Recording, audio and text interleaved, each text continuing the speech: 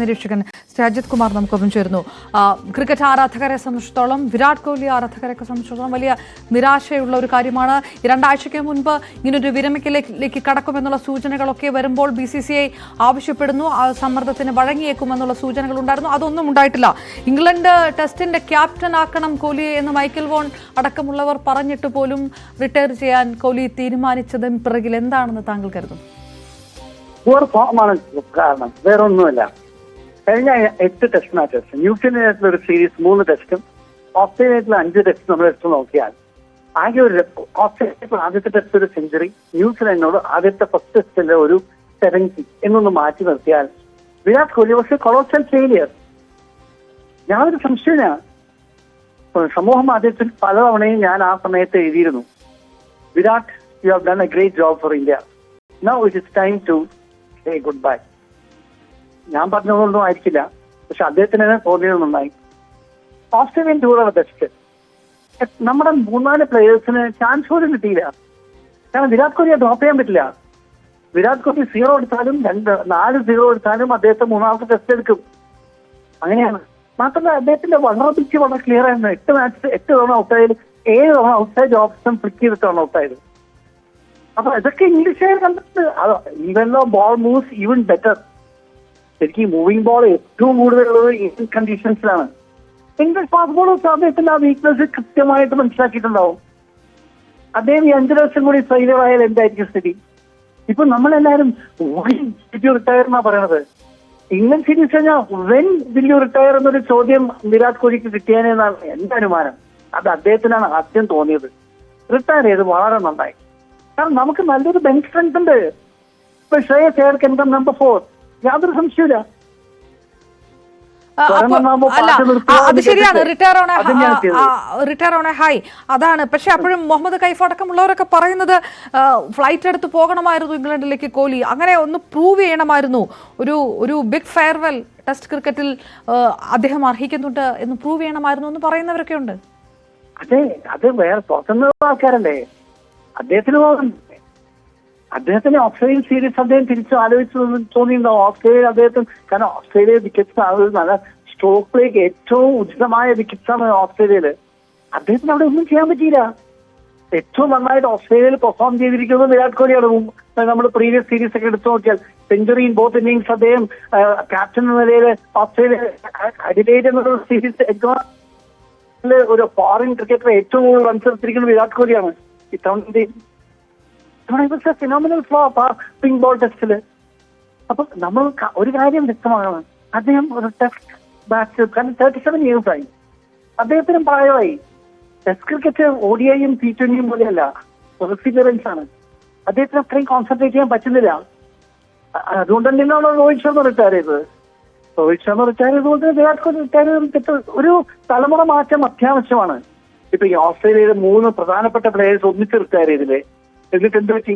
യാതൊരു പ്രശ്നം ഉണ്ടായാലും അവർ ഇന്നും വേൾഡ് ചാമ്പ്യൻസിലെ നമ്മുടെ പുതിയ പ്ലേയേഴ്സ് വരത്തുന്നേ.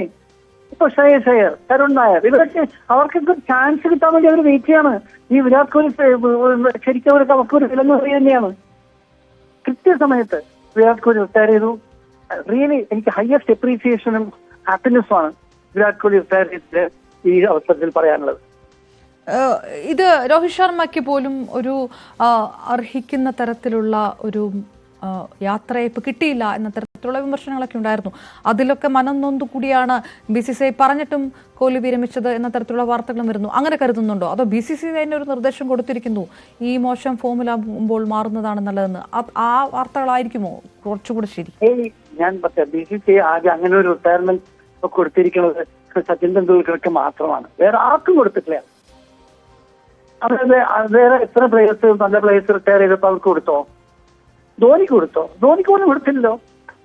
അപ്പൊ MS ധോണി ശരിക്കും സച്ചിൻ തെണ്ടുൽക്കർ കഴിഞ്ഞാൽ ഇന്ത്യൻ ക്രിക്കറ്റിൽ ഏറ്റവും കൂടുതൽ ഇമ്പാക്ട് ചെയ്തിരിക്കുന്ന ഒരു പ്ലെയർ MS ധോണിയാണ്. MS ധോണിക്ക് എവിടെ നിന്ന് കിട്ടി റിട്ടയർമെന്റ് ഫെയർവെൽ? ആർക്ക് അങ്ങനെ ഒരു സിസ്റ്റം BCCI ഇല്ല. Sachin was different. അതുകൊണ്ടാണ് സച്ചിൻ തെണ്ടുൽക്കറിന് അത് കൊടുത്തേ പറ്റൂ. He was the best batsman in the world. അങ്ങനത്തെ ഒരു സ്റ്റാറ്റസ് ഇവിടെ ആർക്കുമില്ല. ഇപ്പൊ രാഹുൽ ദ്രാവിഡിന് കൊടുത്തോ? ദ്രാവിഡ് ഇപ്പം കോച്ചാണല്ലോ, സൗരവ് ഗാംഗുലിക്ക് കൊടുത്തോ? ആർക്കും കൊടുത്തില്ലോ. അങ്ങനത്തെ ഒരു സിസ്റ്റം BCCI ഇല്ല. ഉള്ളത്. കാരണം ഒരു സച്ചിന് കൊടുത്തത് കൊണ്ടാണ് എല്ലാവരും അതിനെപ്പറ്റി സംസാരിക്കുന്നല്ലാതെ സച്ചിനെ പോലെ തന്നെ ശരിക്കും പറഞ്ഞാൽ സച്ചിന് ഈക്വലന്റ് ആയിട്ടുള്ള എത്രയോ പ്ലേസ് ഉണ്ട്. സുനിൽ ഗവാസ്കറിന് കൊടുത്തോ? ഇല്ലല്ലോ. സുനിൽ ഗവാസ്കർ പാകിസ്ഥാനായിട്ട് ലാസ്റ്റ് ഒരു ടെസ്റ്റ് കളിച്ച് 84 ഔട്ടായി. ഇപ്പോഴും അദ്ദേഹം ഔട്ടായിട്ട് വരുന്ന ആ ചിത്രം എന്റെ മുമ്പിൽ ശരിക്കുണ്ട്. പാകിസ്ഥാനായിട്ടൊരു മാച്ചായിരുന്നു അവസാനം അദ്ദേഹം കളിച്ചത്. അദ്ദേഹത്തിന് കൊടുത്തില്ലല്ലോ. അപ്പൊ ഇത്രയും വലിയ പ്ലേയേഴ്സിന് കൊടുക്കാത്ത BCCI രോഹിത് ശർമ്മയ്ക്കും വിരാട് കോഹ്ലിക്കും ഇങ്ങനൊരു സംരംഭത്തിന് അല്ലെങ്കിൽ ഒരു പേർ തന്നെ ഒരുക്കുന്ന എനിക്ക് തോന്നുന്നില്ല. ഇംഗ്ലണ്ട് ടെസ്റ്റുമായിട്ട് ഇനിയിപ്പോ ഇന്ത്യ മുന്നോട്ട് പോകുമ്പോൾ രോഹിത് ശർമ്മയില്ല, കോഹ്ലി ഇല്ല, ഈ വിടവൊക്കെ നികത്താൻ കഴിയുമെന്നുള്ളൊരു ആത്മവിശ്വാസം കൂടെ ടീമിനുണ്ട് അല്ലേ? തീർച്ചയായിട്ടും ഉണ്ട്. ശ്രേയസ് അയ്യറുണ്ട്, കരുൺ നായരുണ്ട്, KL രാഹുൽ, എന്തുമാനം ടീമാണെന്നേ. അവർക്കൊക്കെ ഇപ്പൊ ഫ്രീ ആയിട്ട് കളിക്കാം. അവർക്കിപ്പോ ഒരു അവരൊരു വലിയൊരു മരത്തിന്റെ താഴെയാണെന്നൊരു തോന്നൽ അവർക്ക് വരില്ല. ഋഷഭ് പന്ത് എന്തും നല്ല സൈഡാണ് നമ്മുടെ. ആ ഇംഗ്ലണ്ടുകാർ അവർ കൃത്യതയോടെ അവർ കളിക്കും. അവർ ഇംഗ്ലണ്ടിനെ തോൽപ്പിച്ചിട്ട് വരും. I am sure. നമ്മള് ഇപ്പം പട്ടൗഡി ട്രോഫി ഉണ്ടോന്ന് എനിക്കറിയില്ല. പട്ടൗഡി ട്രോഫി ഉണ്ടെങ്കിൽ നമ്മൾ പട്ടൗഡി ട്രോഫി ലിഫ്റ്റ് ചെയ്യും. സംശയിക്കണ്ട. വളരെയധികം നന്ദി. ക്രിക്കറ്റ് നിരീക്ഷകൻ അജിത് കുമാർ കൂടിയാണ് പ്രതികരിച്ചത്.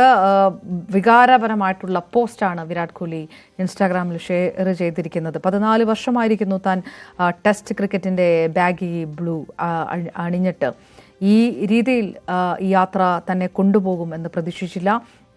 തന്നെ ഇതിലൂടെ മുന്നോട്ട് നടത്തി, തന്നെ മാറ്റങ്ങളിലൂടെ പുറത്തേക്ക് കൊണ്ടുവന്നു, തനിക്ക് പാഠങ്ങൾ പഠിപ്പിച്ചു തന്നു ജീവിതത്തിലേക്കായി. ആ തരത്തിൽ കൂടിയാണ് ടെസ്റ്റ് ക്രിക്കറ്റിൽ നിന്നുള്ള വിരമിക്കലിന് മുൻപായി മുൻ ഇന്ത്യൻ ക്യാപ്റ്റന്റെ പോസ്റ്റ്. മിഥുനിലേക്ക് വീണ്ടും. മിഥുൻ, 2 തരത്തിലാണ്. അതായത് BCCI നിർബന്ധിച്ചിരുന്നു എന്ന് പറയുന്നിടത്ത് BCCI നിർബന്ധിച്ചിരുന്നില്ല എന്ന തരത്തിലുള്ള റിപ്പോർട്ടുകളുമുണ്ട്. നേരത്തെ ശ്രീ അജിത് കുമാർ പറഞ്ഞ പോലെ ആ ടെസ്റ്റ് ക്രിക്കറ്റിൽ മോശം ഫോം കുറേയേറെ കാലമായിട്ട് സൂക്ഷിക്കുകയാണ് വിരാട് കോഹ്ലി. അതുകൊണ്ട് തന്നെ ഈ സമയത്തെങ്കിലും വിരമിക്കുന്നതാണ് നല്ലത്. എല്ലാ കാലത്തും ആ നിലപാടാണ് BCCI സ്വീകരിച്ചിരിക്കുന്നത്. സച്ചിൻ ടെണ്ടുൽക്കർ അല്ലാതെ മറ്റൊരാളുടെ കാര്യത്തിലും അത്തരത്തിലൊരു സമ്മർദ്ദത്തിലേക്കൊന്നും പോയിട്ടില്ല എന്ന് കൂടി നിരീക്ഷിക്കുമ്പോൾ അത്തരത്തിലുള്ള മാധ്യമ റിപ്പോർട്ടുകളുമുണ്ട്. എങ്ങനെ കാണണം?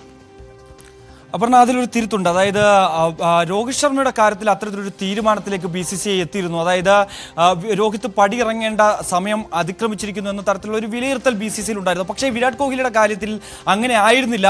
ടീം സെലക്ടർമാരും ഒപ്പം തന്നെ BCCIയും തീരുമാനം കൈക്കൊണ്ടിരുന്നത്. അതായത് നിലവിൽ നേരത്തെ തന്നെ ഈ രോഹിത്തിന്റെ പിന്മാറ്റം വന്നതിന് പിന്നാലെ തന്നെ ഈ ഒരു അഭിപ്രായം കോഹ്ലി മുന്നോട്ട് വയ്ക്കുകയും ചെയ്തിരുന്നു. തന്റെ അതൃപ്തിയും രേഖപ്പെടുത്തിയതിനു ശേഷമായിരുന്നു ഈ നിലപാട് BCCIയെ കോഹ്ലി അറിയിക്കുകയും ചെയ്തത്.